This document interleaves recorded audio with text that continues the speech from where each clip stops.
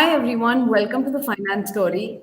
Today we're doing a career and networking series where we speak to professionals to understand their career journey.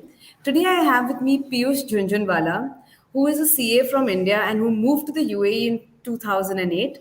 He climbed up the corporate ladder and almost 13 years later quit his finance director role, a senior role, to start Stockify Fintech.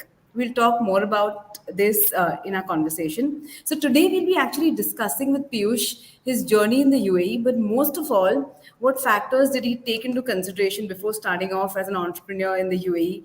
How did he build his business in the last 3 years?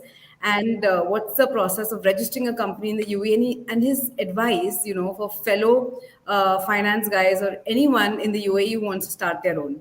Piyush, thank you so much for joining in today and taking out the time to speak with us. Thank you, Chantal. Thank you for having me on this show. Thank you. Yeah. So Piyush, my first question to you is, can you take us a little back and tell us how did you start your career in the UAE? How did UAE happen? And you started out way back in 2008, and you grew significantly well. So share a little bit about, your journey in the last 13, 14 years. All right, so let's start with the start. Okay, so I qualified as a CA back in 2004, November, and I was recruited. I was lucky during that time. I think the pass percentage was very low, but I was lucky to be recruited in the campus interview in Calcutta by Steel Authority of India Limited, and this was in November 2004. I think that was my first job. The moment I joined that company, I knew I don't belong here because I was always very aspirational, and you need to have that aspiration. You need to believe in you. Okay, everybody who's listening to the story, the most important thing is that whether people believe in you or not is not important. You should know your capabilities. You should know what you want to do. So I knew that I don't belong here. So, but then situations was not in my favor. So I decided to add on something more to my degree. So I started doing CPA. So I was working for Steel Authority of India Limited for a year and a half, and during the same time I did my CPAs, went to US, came back after the exams, and so it was quite an easy exams if you're a chartered accountant. I must say to all the chartered accountants who have qualified, CPA was relatively easy. I would say even 10% of the effort which you give in CA, you can become a CPA, and any other kind of similar kind of exam. Not to take the credit away from CPA, but I'm actually giving an extra emphasis on CAs. Our studies, CA study courses are very, very tough compared to the CPA. Yeah, so came back in 2005.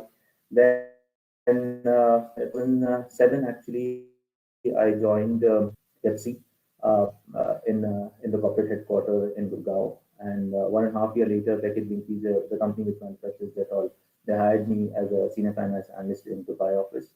I was really working very hard with them, and there was a region headquarter for Africa, Middle East, and North Africa. And after working 2 years, 2 very difficult years, giving it in Middle East, where I was working 24/7. They identified me as a hypo talent. They used to call it a hypo talent, which is global talent, and I was exported to South Africa. I did multiple jobs there. I did a commercial finance, then I did a supply finance controller, and within 2 years, that was back in 2013, they uh, got me back to Dubai headquarters, which was Russia, Middle East, and Turkey headquarters for Reckitt Benckiser, and that was almost one third of the global operations of Reckitt. So Reckitt at that time was around $10 billion business, and Rumia headquarters was $3 billion business. They hired me as a supply finance head for Rumia, and I was looking at the entire factory operations, supply finance for the factory operations for the entire region, which included multiple factories, 7, 8 factories, and multiple co-packers and all. So yeah, so 2 years there from 2013 to 2014, and there was a restructuring which happened. Russia, Middle East, Africa headquarters became the developing market headquarters. That means like almost 40% of the Reckitt into the global operations. I was given an opportunity to come and work as a CFO for Reckitt into the Middle East, finance director for Reckitt into the Middle East, and that I did that job for 3 years from 2015 to 2017, and then Reckitt globally split into two business units. So I was given a transformation director role where I actually worked with Bain and all the top-notch people of Bain where I had to split the Middle East operation between two business units. So there was one company. So technically, I have to carve out from one company another company. So we created another company there. So then Reckitt was pushing me to move to their US headquarters. Obviously, because once you're identified as a talent, they to push you to different markets because they want you to understand what's happening in different markets, in different geographies, in different countries. I was not very keen because an entrepreneurial mindset was always in my back end. So uh, they offered me also another role in Malaysia, which I did not took. Then I joined a company called Coty, the company which manufactures the high-end perfumes. L'Oreal is the competition of Coty, those who don't know Coty. And I joined there as a revenue director for the ALMEA region, which is Asia Pacific, Latin America, Middle East, Turkey. And then COVID hit. And COVID hit, and Coty being a very travel-oriented business, luxury business, their global operations were hit by 50%. And I was forced to move to Amsterdam, which I didn't want to move. So I took a golden handshake, and it came as a blessing in disguise because it helped me start Stockify. So yeah, Stockify existence came in 2021. I was planning for about this in 2021. The whole 2021 went into planning of how we want to do the business, where we want to set up the business and things like that. And 2022, we started getting the licenses of Stockify in India. And we also set up our sister concern at Oak Bridge in Dubai. So yeah, that's it, Central. That's a small journey. That's fascinating, Piyush. Okay, so Piyush, so from what I understand, in 2021, okay, you took the decision to start your own. You could obviously find other opportunities. I mean, the CFOs and finance director roles I are do always have being. an opportunity as we speak. I cannot tell you the name of the company. It's a job in UK. It's almost a $1.1 billion business. I'm very tempted to take that job, but then once you have taken a plunge as your own, so you have to. I've decided to go through the tough waters. Okay, I'm swimming against the tide, but I think I can reach the source. So it's all about whether I want to work for somebody or want to work for myself. I have decided that I want to work for myself. I want to keep trying till the time I get success. That's fascinating. Okay, so we'll deep dive on this in my next question. Okay, but can you elaborate a little more? How did you decide? As you said, you still have opportunities coming in right now, great opportunities which pay really well. Okay, and in the UAE as well, you would have found a similar opportunity in 2021, right? So, what other factors did you take into consideration when deciding, hey, you know what, I'm going to make this move and start my own? Because see, UAE is a very expensive country as it's as itself. So can you take us through the entire process of how did you allocate the finances? Did you raise funding for this? What was your entire process? So, I mean, the journey actually, obviously, the whole planning has to be done until long ago. I mean, when I came in 2018, obviously, I didn't thought that I'll start my own entrepreneurial journey. The whole idea started kicking in, I would say, since 2013, 2012, 2013, when I came back to Dubai from South Africa. And that's what when I got married also. And I decided that, okay, probably this would be the country where I would want to raise my kids and I would want to settle down. So, I mean, from 2013, the planning was going on, and we were really actually living a very frugal lifestyle. Since then, me and my wife was very clear we don't want to spend or waste money, and that's where mistakes people do. When people come here, they get carried away by the fancy cars and the fancy all things, and I was never carried away with all those things because I had one very clear agenda at the back of my mind that I'm going to save money because I want to do something in my future and money brings money. So I was investing the money, and thankfully I was investing in the right place. The products which we offer as Stockify Fintech, I've been investing in this particular product for the last 1 decade, and some of my investments has given almost 8 to 9 times of returns. I mean, so just to give you an example, when COVID hit, Chennai Super Kings, which was one of the IPL franchises, I invested into stocks of Chennai Super Kings, got it at 20 rupees per share. Today it is trading at around 180.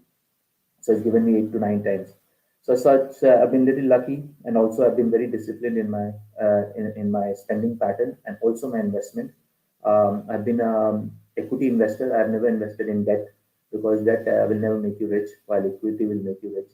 So yeah, I would say I was lucky. Plus, I planned well, and I did not wasted money in fancy holidays and all, and that has helped me, create something like Stockify.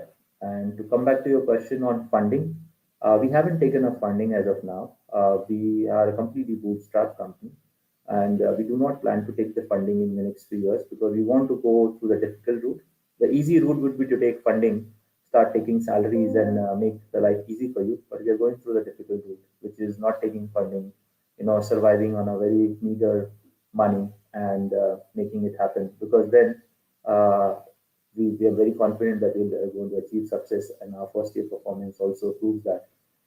We believe that people can do it. There's always a way out. Wow, that's interesting. So, Piyush, can you tell me a little bit about Stockify Fintech? What is exactly that you guys do? What is it, and how do you help your clients? And if you could just give us a brief overview. Okay. So Stockify Fintech is a company which is based out of Bangalore. We have an headquarter in Bangalore, and I have a co-founder, Rahul, who is also a qualified CA. He is managing the India operations, and I'm managing the global operation based out of Dubai. And the primary objective of this company is, as most of you know, that the millions of companies in India. As we speak, there are around 1.8 million companies which are active in India. But out of that, only 6,000 is listed in Bombay Stock Exchange or National Stock Exchange. There are many good companies. There are tons of good companies which are not listed, and they will come into listing at a later stage of time when they believe that that's the right time. Some of the examples are like National Stock Exchange, where all the trading happens. Bombay Stock Exchange is listed in NSE, but NSE is not listed. Chennai Super Kings, Tata Technologies, Farm Easy, Reliance Retail, and there are multiple other companies. So what we do is actually Stockify, we identify these companies, which are the right companies, which we believe can become a multi-bagger in the next 3 to 5 years' time. And we invest early into this. We go to the promoters, we go to the employees, and we buy their shares because the employee gets ESOP and they need liquidity. So they sell it to us. We do the right valuations, we enter at the right valuation. Like any other PE firms, VC firms, or any top-notch fund houses, that is how they do. They invest early, they wait, and we also do the same. But obviously, our volumes are not as big as a PE firm. We are not as rich as a PE firm, or we don't have public money. So we work with a limited capital, and we buy the equity stake, and then we offer to our retail and HNI and institutional clients. So the idea is to pick the company early and hold, and that's how you make good money. Wow. So from what I understand, if I want to invest in those companies which are not yet on the stock exchange, I come through Stockify Fintech, okay, and you guys will buy the shares or invest for us. Is it that way?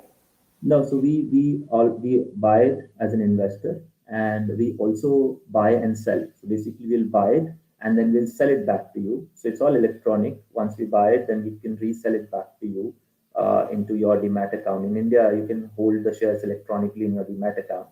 So if you are an Indian national, and if you have a demat account, and if you have an NRO account, the shares can get transferred to you electronically within same day. The transaction gets completed like same day. So assume it is the like a listed stock exchange, like a Bombay Stock Exchange or NSE, where you can go and buy it online. Here also you can go into Stockify website, you can place an order, and the shares get delivered to your demat account the same day. Wow. So I can just You log in. become the shareholder. So you become the shareholder. Technically, you become the shareholder. So I can just log into Stockify Fintech and I can go ahead with the transactions as you suggested. So That's correct. it's for any retail investors, anyone. Yes, that's correct. There are some certain restrictions on certain shares like National Stock Exchange where there is an approval required and all. But most shares, I would say 95% to 99% of the shares, there is no restrictions and you can buy it directly by logging in. Okay, so Stockify Fintech is heavy on technology. So did it take you a lot of time to build the technology base for it? So if would you want to take us through that? No, that's an interesting one actually. It's my favorite one. I'm a finance guy, guys. I'm a commercial finance guy. I understand manufacturing. I come from an FMCG. From a food company to Pepsi to a FMCG to a cosmetic business. So coming to Stockify FinTech was a brand new experience. I would call it. The first time when I actually started having a discussion with one of my close friends who's based off of Dubai and was also one of my co-founders is to understand how a domain is registered. So Stockify, when I was thinking about this name, how to buy a domain, I didn't knew that. So today it has taken 18 months of hard work, and by God's grace, I had the right people, and it's very important to get the people with the right experience, and we have those kind of people with us. So who is helping us know? So every day I'm learning. Every day I'm learning about Google. I didn't even know what is a Google SEO, and I don't know a lot of things. Still don't know a lot of things. I must admit, but I'm learning. So yes, it was a difficult journey, and but I decided to learn that, and today I can proudly say that I know, if not 100%, at least 10% of what is going in the internet space. So yeah, it was tough and difficult, but once you decide to do it, I'm sure you will learn it over a period of time. Patience is the key. Patience. Okay, okay, cool. So Piyush, I'll just I have this question for you. Is okay.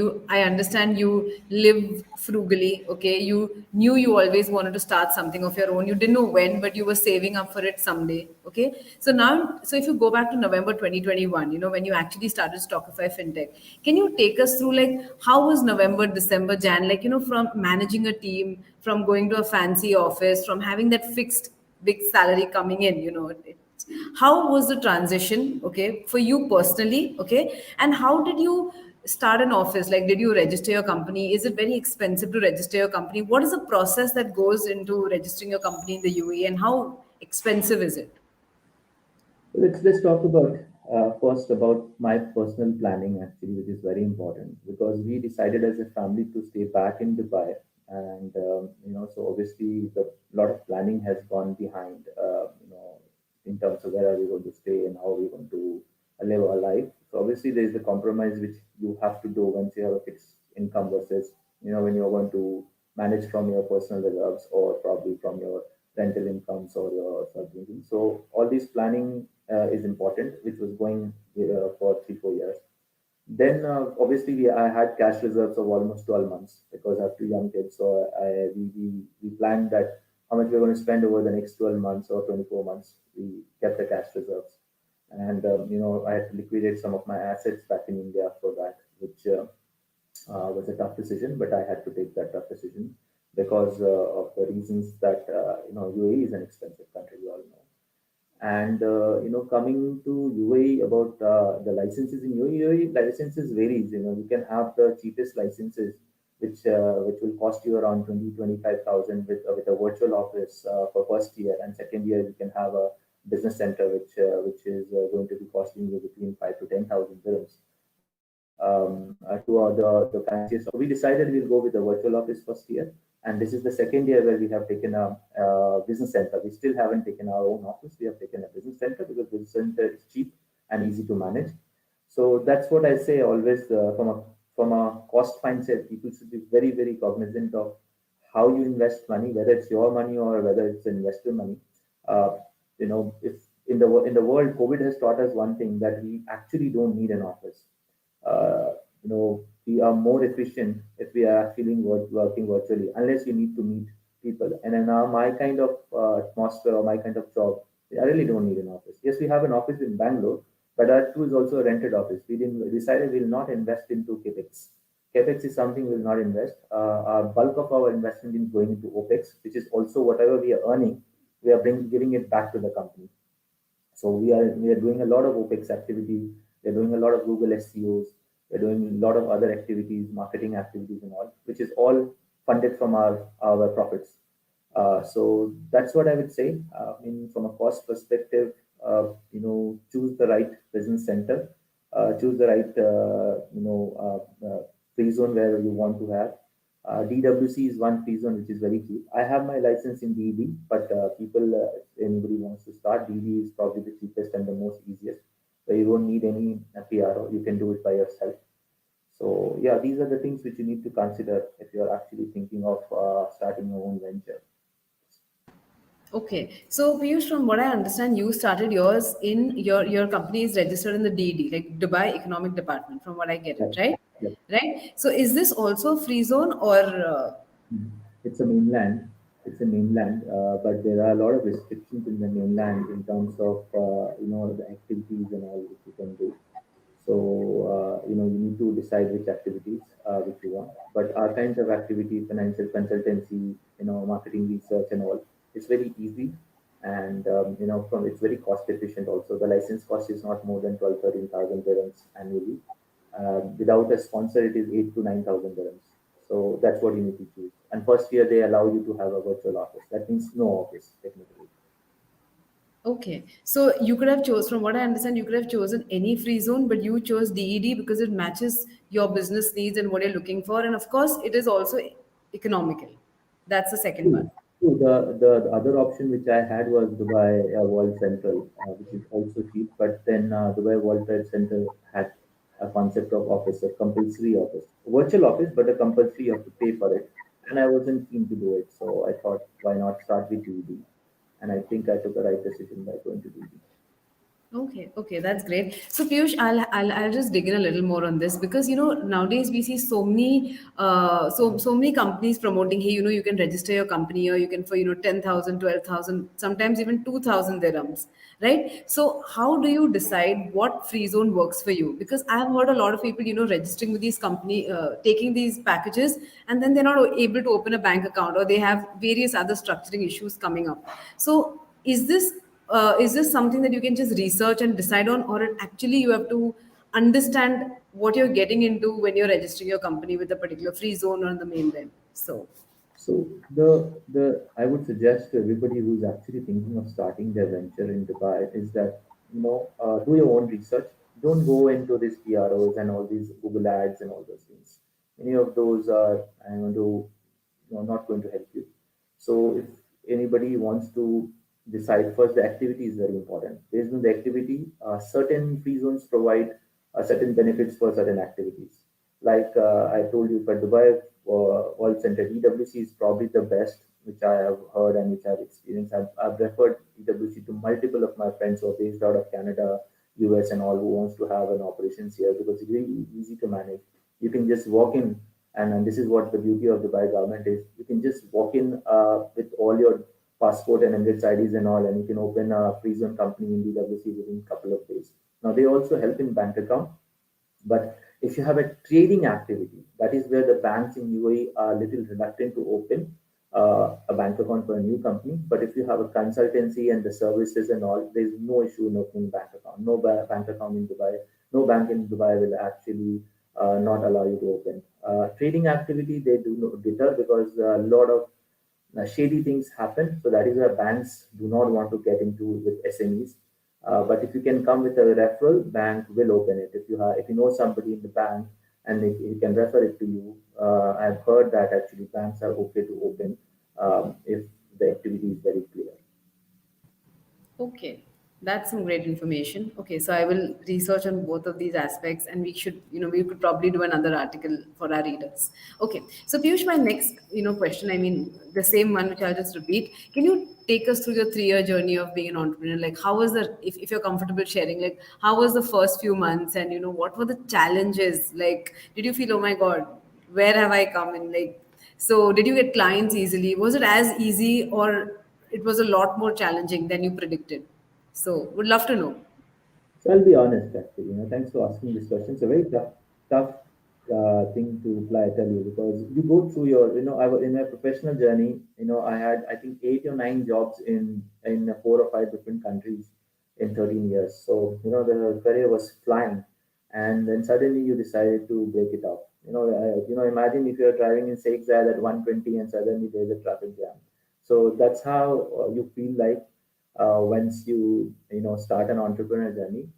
But then I don't think so. I've still reached the 100 miles per hour speed. Okay, I still believe that I'm still in the early 20s and 30s. But as you are actually going up from 0 to 20, the journey starts looks very attractive. There will be days I go through that days actually where you really feel low, but that is where you need to motivate yourself and you need to tell yourself that I'm going to do it, and I do it. I actually to get out of this, I would say, discomfort which do creep into me sometimes. I do engage in a lot of sports activity. I play a lot of cricket, so that actually keeps me out. I don't think too much when I'm on the ground for 4 or 5 hours. I don't think too much. So you need certain distractions. because there are things which is not in your control. Which one is time. Things will happen over a period of time. And as I say, patience. So I was an impatient man. I'm trying to accept that things are going to happen over a period of time. You just have to continue doing the hard work. And if you continue going through that journey, you'll be ready to accept that your life is going to slow down a little. You will not be going for a fancy holidays. You will be actually going and eating out in a normal place versus a 5 star. You'll not be staying in a 5 star. You'll be staying at 3 star. Then if you accept it, life will become easy. So like I say, adaptability is quite important, and patience. Adaptability and patience. I'm sure most entrepreneur goes through it. Rome was not built in a day. This is a journey which is a tough journey, but only the tough people can go through the tough journey. It's not for the light-hearted people. It's not for the light-hearted people. I totally agree. Cool. So how did your family agree to this? I mean, it's what was they like shocked, like, oh my God, what are you doing? Because this comes as a reaction, right? And especially after you accomplish so much, and there was only you could only go higher and higher, and like, yeah. So So I don't think so. Man can achieve without whatever we have achieved today. Without the support of the family. Family is very very important, because you go through that emotional journey. And my wife has been very very nice and very very kind and very very supportive. She's the one who's telling me I'm not built for jobs. I'm not built to work for somebody. I am some. I want to. I have to do something of my own. She's been telling me from the days we have got married. My mom is also the same. She's supporting me. She believes that I can do much more than what I've achieved. In the next 5 years, I'll achieve much more than what I've achieved in the last 15 years. So, the support of the family always keeps you going. So, hats off to them. And I would say a lot of credit goes to them, because they are the one who also goes through the journey along with you. While you're going through directly, they are also going through indirectly. I agree. I totally agree. Cool. So Piyush, my next question for you is, uh, how did you actually, like you said, there are challenges on a daily basis, right? That's fine. So how has your growth at Stockify been in the last 3 years? How is it as per what you predicted? How has the growth been? If you're okay to share on this. Yeah, so let me say the 2021, Senthil, when I thought I'll start this journey of actually getting into this particular space of unlisted pre-IPO stocks, because I've been an investor, but when you are investing, when you're working full time and you're an investor, obviously I was not devoting a lot of time. But in 2021, rather than actually starting and taking the jump and deciding, okay, I'll learn to swim after jumping, I thought let's test. And we used to do it in our company also. Whenever we were doing a product launch, we'll not go full in. We will actually test and learn in certain accounts, and then we'll move from one account to another account, and then we'll move from one country to another country. So that's a journey, this experience which we learned in my last company, and I used the same experience. For the first 6 to 8 months, I was working with somebody in India who was already having this business. So I was co-working with them. I was actually, working for him, informally, not formally, to grow his business in Dubai. And I wanted to learn the tricks and the trades of the business, because even if you know about this product, till the time you experience it firsthand, as a sales, you don't realize what are the challenges and what are the questions which will come in. So first 6 months, back half of 2021, I was working and I was making sure that I learn and all those things, all the nitty-gritties of this particular product, the taxation and all. It's an India-centric product, so there are a lot of regulations and all those things I was trying to understand. And then back in November 2021, when I was very confident after 3 to 4 months of experience, and obviously market was booming, and the sales, with what we did, that I should actually start my own company. That's when we started 2021. That's so our operation has been 2022. Calendar year, if I tell you, 2022 calendar year, we did a business of around $2 million of sales, and we were a profitable company. We are a startup and we are a profitable. I'm very proud to say we don't burn anybody's cash. We don't believe in burn and earn. We believe in earn and burn. That's a very important concept for me as a finance guy. I'm very disciplined in how we spend our money. So yeah, this year by God's grace, we've started well.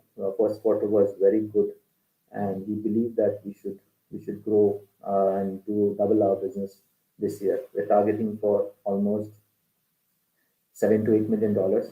But even if we do 100% return, 100% growth versus last year, it'll be a great achievement. Piyush, those are some great numbers, some fantastic numbers. That's amazing. Yeah. Congratulations on that. That's quite a big feat, right? Yeah, I mean, if you're making it from an investment point of view, we're talking about $2 million. Actually, it's investment. The margins are not as high as a normal company. The margins are really small in this industry. But then, because the fixed cost, it's a tech-based company, the fixed costs are very small.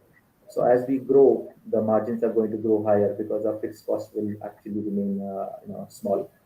So that is a tech is a very important part of our journey, and that is where in the last 12 months, when you asked the last question about my how did I created this website and all those things, and I must say there are still tons of work which needs to be done to make it more tech friendly, okay, to make it more user friendly, so that thousands of people can come in and do the activation. As of now, we have around 1,500 users coming in every month in our website, and last year July when we started actually, July, August, when we actually revamped our website, there was only 5 or 10 users. So from 5 and 10 to 1,000 actually, and our target this year is by end of this year is going to be 150, 10,000 users is what we're targeting. So there's a lot of development which still needs to go. It's an everyday journey. I don't have a full-time developer. I have a part-time developer. So in order to adjust the thing, I sit with him 9 o'clock in the night. So we go from 9 in the 3 because I cannot afford a full-time developer. I'm based out of Dubai, and I really love this guy. So I had to work with him. So I'm adjusting according to him. So these are the adjustments which you need to do in life when you become a founder. Wow, Piyush, this is so inspiring. You know what? When we first interacted, what really caught me, is that you have in the corporate world you've done considerably well for yourself, right? But you're so humble, right? You're okay, just starting out. You're okay to start out from zero, and you don't need that extra. What do you say? Sometimes you feel I've achieved this, so that's quite a fascinating. And I think starting up needs that humility. You have Yeah, I to. mean, humility is very, very important, and you need to learn the people around. I've been fortunate. I've been in the, worked with millionaires. I'm never in front of them, but I've learned from them how humble they are. So one of my bosses used to tell me, the more you become, more important you become, or more wealthy you become, the more humble you have to become. The more senior you become, the more humble you have to become. So probably it's a learning which I would have to give it to my professional experience and the mentors around me. I've been lucky that I had the right kind of mentors. Not that every time you come across right people, but you need to, when you come across right people, you need to stick to them. So find the right mentors. I always say to people that find people who are 10 years elder to you, because they have 10 years of more experience than you, and learn from their mistakes. So I do go out for dinners, with my mentors still, and they help you in the journey, because sometimes you have that anxiety whether you're doing right or not. So I go through that, and I have no I have no regret saying that I don't go through it. Still go through it. I might go through it for the next 2 years if things don't work out as planned.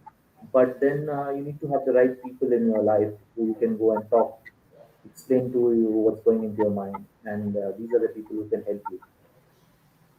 Okay. So, Piyush, what is your advice to those who want to get into a similar journey like you, especially those who are based in the UAE, with so much of startups and, everyone has this, hey, you know what? I don't want to miss out this opportunity of building something of my own, especially if you're an entrepreneur at heart.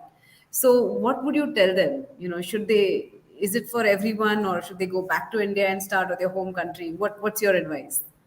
No, I mean, why would they go back to India if you have chosen Dubai as a country? There's so much opportunity in countries like Dubai also. I mean, obviously, India is a story which everybody should be part of it. India is going to grow in the next one decade, this decade and the next decade definitely belongs to India. I have zero doubt, and I can say it very confidently. But if you really want to, if you have an idea and if you believe you have that, you know, zid hona chahiye. I always say you need to have that, that I can do it, I will do it. If you have that kind of thing, and if you think you have the right idea, work towards it. Don't take rash decisions while leaving your job if you're working for somebody. Understand, you work for, most of us work from, let's say, 9 to 7, 9 to 6, 9 to 7, worst case, and we still have a lot of time. you know um, After, if you take out 7 8 hours of sleep, you still have 7 8 hours. So that 7 8 hours, which is what you're wasting, or whatever you're doing, you take out for your entrepreneurial journey, plan for it, understand the product, what you want to offer, the technology. Start planning now, and then take an informed decision.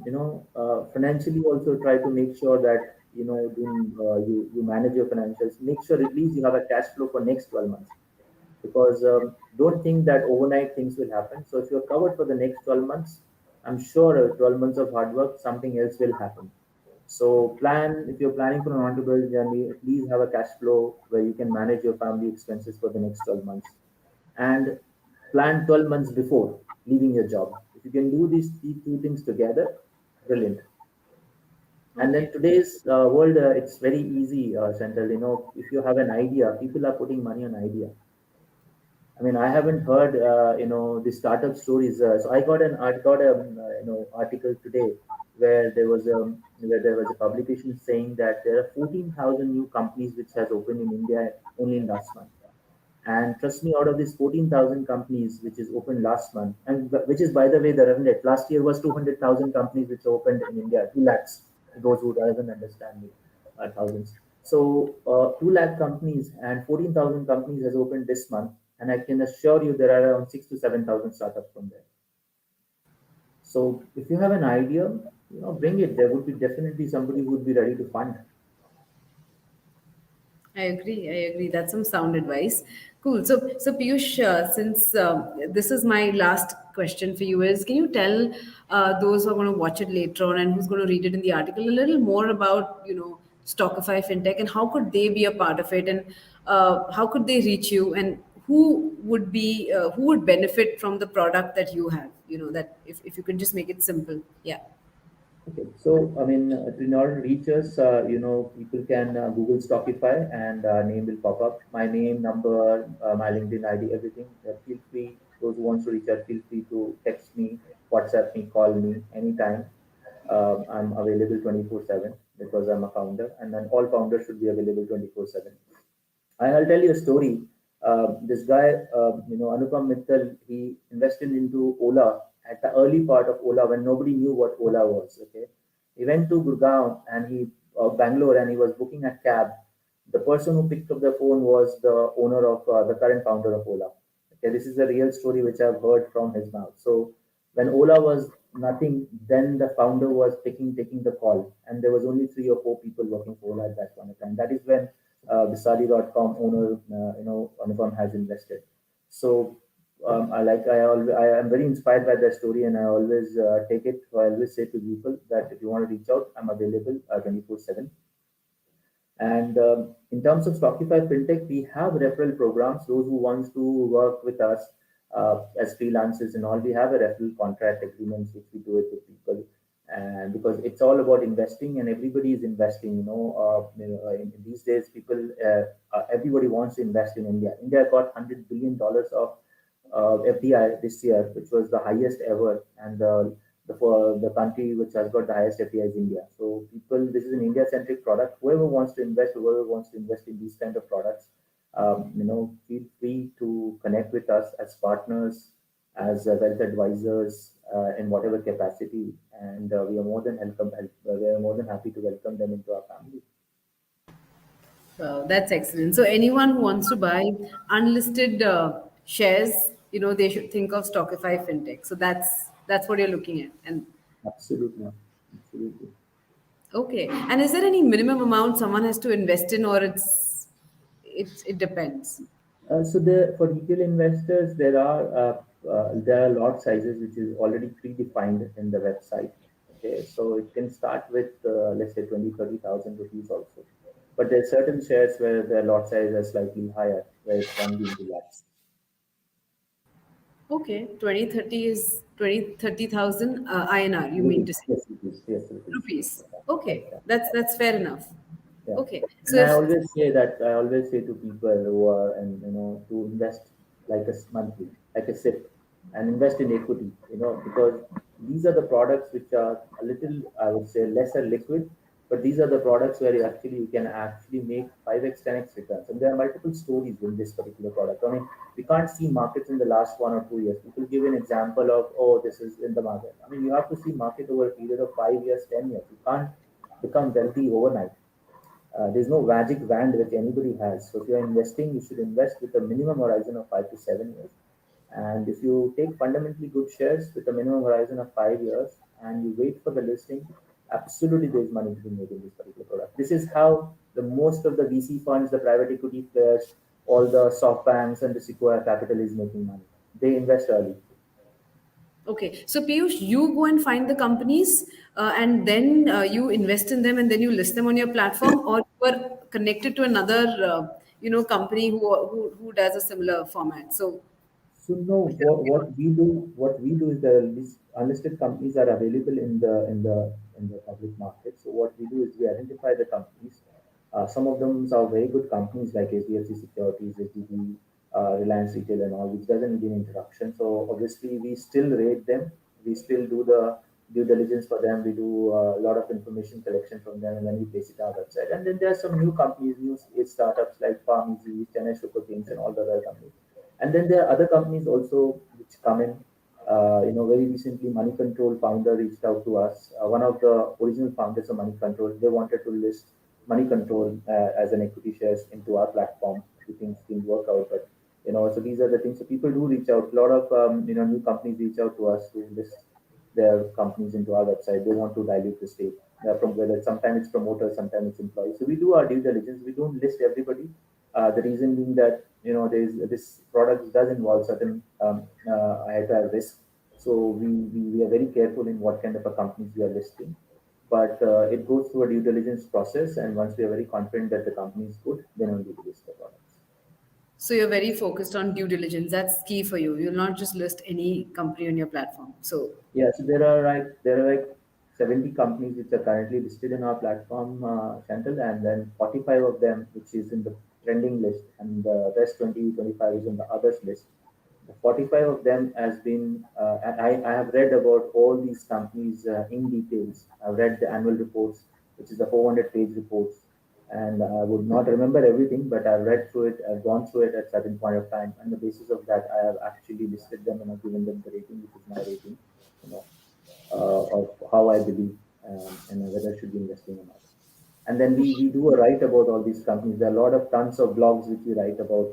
Every month there are 50, 70 blogs which is going into our website and also in the third party websites and all, where we are writing about this particular company, the particular products, about their recent performances and, the do's and the don'ts and the things which investors should look into it. So people have time, they can obviously go read that and they can take their own decision. okay, Piyush, my last question is: you said you use the word risk. So, what could be the risk involved in it? And if I want to invest a 30, 40K, okay, what should I look into when I come onto Stockify and I want to purchase shares? Like, what should I keep in mind? Any product, any financial equity product comes with an inherent risk. Okay, Yes. it's all linked to the market. Tomorrow, whether you're talking about the markets like NSE and BSE, which is all linked to the global market. Tomorrow, if Nasdaq and NYSE falls and Bombay Stock Exchange and NSE will fall, because today we are all connected. It's a global world. There's no longer that okay, India is a different and then US is there. Yes, we are different. We are carved by boundaries, but the global financial market is all connected. Okay, so today, whatever happening in Russia and Ukraine has an impact into India. Okay, it has an impact into Russia and Ukraine, but it has an impact into the entire world. So that is why we say connected. So there's an element of risk. If tomorrow, if the global markets melt down, something happens, a recession comes, market will correct. So your investment, whatever 40,000 rupees which you have put in, might also come down by 5, 10, 50% because At the end of the day, it's a product which has a inherent pricing. If you invest into a particular, particular stock, it has a pricing. The price might go up and down. So whenever you come into equity, there is a risk. But if you're thinking for long term, trust me, you're going to make money if you invest into right products. Okay, so I'm going to go and check Stockify right away. Sounds very interesting. And Piyush, thank you so much for this conversation. And you've really been, you've answered every question so openly, so honestly. And anyone who's looking at connecting with Piyush, just go to LinkedIn, or we can also share his email ID, and you can connect with Piyush. So yeah, that's about it. Thank you, Santu. Thank you for all the effort which you're putting in organizing this. Again, thank you for having me in this. Thank you, Piyush. Thank you so much. Thanks a lot. Take care. Chat Take soon. care. Bye. See you soon. Bye. Bye. Thank you. Bye. Bye. Bye.